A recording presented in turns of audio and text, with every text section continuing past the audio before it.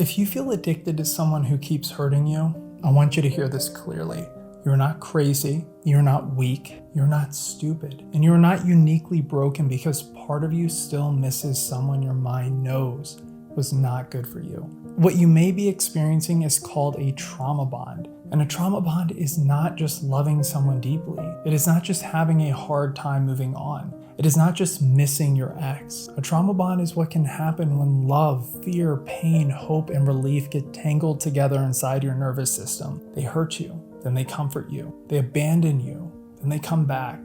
They confuse you, then they give you just enough affection to make you think, maybe this time will be different. And over time, your body starts confusing the person who wounded you with the person who can save you from the wound. And that is why it feels so intense. That is why it can feel like withdrawal. That is why you can know the relationship is hurting you and still feel pulled back toward it. This is not a lack of intelligence. This is conditioning. And what was conditioned can be unconditioned. A trauma bond is a powerful attachment that forms through a repeated cycle of pain and relief. The pain creates distress, the relief creates attachment. The apology, the affection after distance, the sudden softness after cruelty, the promise after betrayal. Those moments can feel incredibly powerful because they come after emotional threat. It is like being emotionally starved and then handed a crumb. The crumb feels like a feast because you were starving. That does not mean the crumb was enough. It means the deprivation made it feel bigger than it was. Dr. Patrick Carnes wrote about betrayal bonds as intense attachments that can form in relationships where there is trust, violation, fear, shame, excitement, secrecy, and broken promises. And that matters because trauma bonds often do not feel empty. They feel intoxicating, they feel meaningful, they feel spiritual, they feel like destiny. They feel like no one has ever made me feel this way before. But sometimes what you are calling chemistry is nervous system activation. Sometimes what you are calling passion is fear mixed with relief. Sometimes what you are calling love is your body trying to get back to safety through the same person who made you feel unsafe. That is a trap. Trauma bonds usually form through inconsistency, not just pain. Inconsistency. If someone was cruel all the time, leaving would often be much easier. But in a trauma bond, they are not cruel all the time. Sometimes they are loving. Sometimes they are sorry. Sometimes they are soft. Sometimes they say exactly what you needed to hear 6 months ago. Because the good moments are unpredictable, they become more addictive. This is called intermittent reinforcement. It is the same basic learning pattern that makes gambling so powerful. You do not know when the reward is coming. So you keep pulling the lever. In a relationship, the lever might be a text, a conversation, physical intimacy, an apology, a memory, a good weekend, a moment where they suddenly become the person you always hoped they could be. And your brain starts chasing that version of them, not because you are foolish, because your nervous system has learned that relief comes through them. But relief from harm is not the same thing as love. It is only the temporary end of distress. Many trauma bonds begin with intensity, fast intimacy, fast affection, fast future, fast promises. They make you feel chosen in a way you've always wanted to feel chosen. They may say, you are different, you are special, you are their person. No one has ever understood them like you do. They may mirror your values, your wounds, your dreams, your spiritual language, your deepest desires. And at first it feels like safety.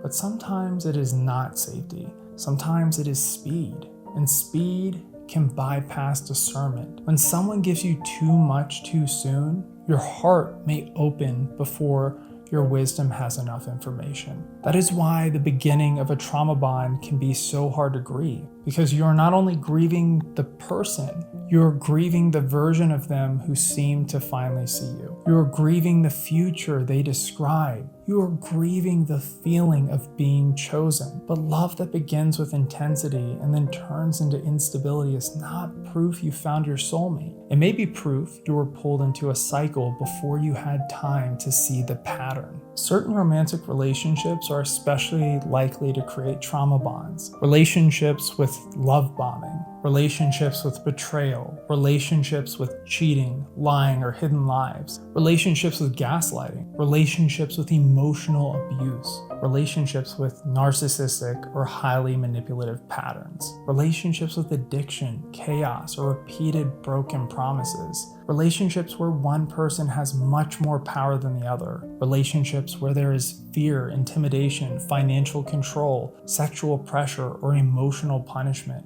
and relationships that activate old attachment wounds. If you grew up around inconsistency, neglect, criticism, abandonment, addiction, or having to earn love, then a chaotic relationship can feel strangely familiar, not healthy, familiar. And the nervous system can mistake familiar for safe. That is why someone can treat you poorly and still feel like home, because sometimes home was not peaceful. Sometimes home was unpredictable. And healing means learning that familiar is not always safe. Safe is safe. Consistent is safe. Respectful is safe. Kind is safe. Here are some signs you may be in a trauma bond. You feel anxious when they are distant, but you do not feel truly peaceful when they are close. You keep defending them to others while privately feeling confused and exhausted. You minimize what happened because remembering the truth makes leaving feel too real. You feel a rush when they text you, even after they hurt you badly. You accept apologies without changed behavior. You keep hoping the good version of them will finally stay. You feel like you need closure from the same person who keeps reopening the wound. You're more attached to their potential than their pattern. And that last one matters. Potential is who someone could be. Pattern is who they keep choosing to be. A trauma bond keeps you loyal to potential. Healing brings you back to pattern because your nervous system does not heal inside fantasy. It heals inside reality. And reality is not what someone promises when they are afraid to lose you. Reality is what they consistently do when they think they still have you. Leaving a trauma bond can feel impossible because the relationship has trained your nervous system. The highs create hope, the lows create fear, the distance creates panic. The return creates relief, and relief can feel like love when you have been living in distress. This is why you may leave and then suddenly remember all the good moments. Your mind starts editing. It forgets the panic attacks, the crying, the confusion, the disrespect, the waiting, the broken promises, the way your body felt when you knew something was wrong. And suddenly it says, maybe it was not that bad. That is not always the truth. Sometimes that is withdrawal. When your body is craving the familiar, it will bargain with you. Maybe I overreacted. Maybe they are changing. Maybe I should just hear them out. Maybe I will never feel this way again. But withdrawal is not a prophecy. Missing them does not mean they are good for you. Craving contact does not mean you should contact them. It means your body is recalibrating. The first step in breaking a trauma bond is to name the cycle clearly. Not with shame, with honesty. You can say, this is a cycle of harm and relief. You can say, this is intermittent reinforcement. You can say, this is not passion. This is nervous system activation. You can say, this is not destiny. This is conditioning. You can say, I am not addicted to the person. I am attached to the pattern of pain and relief. Naming the pattern breaks the trance, because as long as you call the cycle love, your mind will try to preserve it. But when you call it what it is, you begin to create space. You stop asking, how do I get them back? And you start asking, what happened to me in this relationship? You stop asking, why do I miss them? And you start asking, what part of me learned to confuse chaos with connection? That is where healing begins. Not in hatred, not in denial, in truth. The second step is to document the reality. Write down what actually happened. Not just the good memories, not just the apology, not just the version they gave you afterward. What happened? What was said? What did they promise? What changed? What did not change? How did your body feel after being with them? Did you feel safe, loved, calm, respected, and clear? Or did you feel anxious, guilty, confused, desperate, and small? This matters because trauma bonds create emotional fog, and nostalgia edits the past. When you are lonely, your mind may show you the highlight reel, but documentation helps you remember the whole movie. Do not write to obsess. right to stay free. Your future self will need evidence when your nervous system tries to bargain with pain. The page tells the truth when your body wants the familiar. And sometimes one honest page can save you from one more painful cycle. The third step is distance. For many people, no contact is the fastest way to break the trauma bond. Not because you're punishing them, because you are detoxing from the reinforcement cycle. Every text can become a hit. Every apology can restart hope. Every late night conversation can reopen the wound. Every emotional exchange can pull you back into the same loop. If no contact is impossible because of children, work, legal issues, shared housing, or logistics, then use limited contact. Brief, boring, factual. Written when possible. No emotional processing, no romantic nostalgia, no defending your entire character, no explaining your soul to someone who keeps using your vulnerability against you. The goal is not to win the conversation. The goal is to stop making your nervous system available for the cycle. Distance is not cruelty. Distance is treatment. The fourth step is nervous system regulation. You can not only think your way out of something your body has been trained into. Your mind may know this person is not safe, but your body may still feel panic when they disappear. Your body may still feel relief when they return. So you have to teach your body a new pattern. Walk every day. Breathe with a longer exhale. Lift weights. Get sunlight. Eat enough. Sleep as consistently as you can. Pray, meditate, journal. Spend time with safe people. Use cold water on your face. Ground through your senses. These are not small things. They are how you signal to the body the emergency is over. At first, calm may feel boring.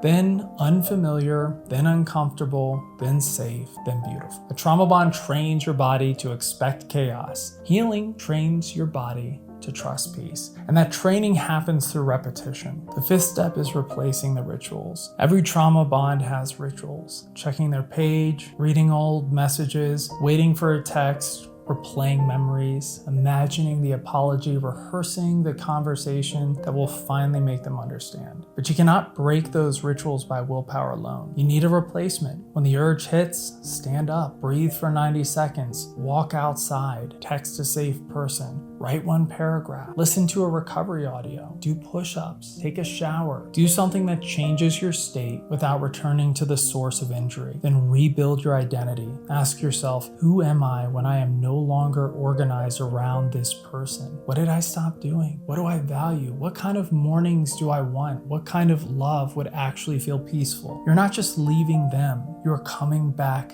to yourself. The sixth step is grieving the fantasy, because sometimes you are not only grieving the person, you are grieving who they were in the beginning, who they promised to become, the future you imagined, the version of yourself that believed it would work, the part of you that feels embarrassed for hoping so deeply. Do not shame yourself for that. A good heart often tries to find the good in people, but healing asks you to choose truth over fantasy. Not because truth is cold, because truth is where freedom begins. And do not do this alone. Trauma bonds thrive in secrecy and isolation. Healing accelerates in safe connection. Tell one safe person, join a support group, work with a trauma-informed therapist, coach, or professional who understands toxic relationship patterns. You need people who can help you remember the truth when your nervous system starts bargaining. Support is not weakness. Support is how humans heal. This is where advanced conversational hypnosis can help create rapid recovery, because trauma bonds do not only live in your thoughts, they live in automatic responses. The urge to text, the panic when they pull away, the fantasy that lights up when they return, the guilt when you set a boundary, the old belief that love must be earned, the unconscious association that chaos equals chemistry. Logic can help you see the pattern, but deeper work helps your unconscious stop responding to the pattern as if it is safety. In advanced conversational hypnosis, we can work with the emotional associations underneath the behavior. We can help your nervous system experience distance as protection protection instead of abandonment. We can help your mind separate chemistry from compatibility. We can help you to stop romanticizing the good moments while forgetting the cost. We can rehearse boundaries while your body stays calm. We can help the part of you that is still bonded to the beginning finally recognize the whole pattern. And for many people, that kind of work can create major shifts quickly because it reaches the level where the pattern is actually running. Not just the thoughts, the automatic emotional system underneath the thoughts. So if you're healing from a trauma bond, I want you to remember this. You are not broken. You adapted. You are not weak. You are conditioned. You are not hard to love. You are trying to receive love from someone who could not love you safely. And now your work is to choose reality, choose safety, choose peace, choose yourself. Because wanting contact is not a command. Missing them is not a sign. Chemistry is not compatibility. Intensity is not intimacy, and potential is not a pattern. If this helped, subscribe and share it with someone who needs clarity. And if you're ready to break a trauma bond, heal from a toxic relationship, and rebuild yourself from the inside out, you can join me in From Heartbreak to Whole. From Heartbreak to Whole is my healing community on School. There's a free community where you can start with heartbreak recovery resources, supportive posts, hypnosis recordings, practical tools, and the 7-day Heartbreak Recovery Challenge. And there's also a premium community for lasting transformation, deeper support, advanced trainings, more hypnosis resources, community accountability, and ongoing guidance for people who are serious about breaking patterns and becoming secure, whole, and emotionally free. You can find the link in the description or on my profile, depending on where you're watching this. And if you want deeper, personalized, rapid support, you can also book a clarity call to explore working together one-on-one with advanced conversational hypnosis, where many of my clients experience significant shifts in as quick as 1 to 2 sessions. You do not have to keep repeating the same story. You can heal, you can become clear, and you can build a life where love finally feels like peace.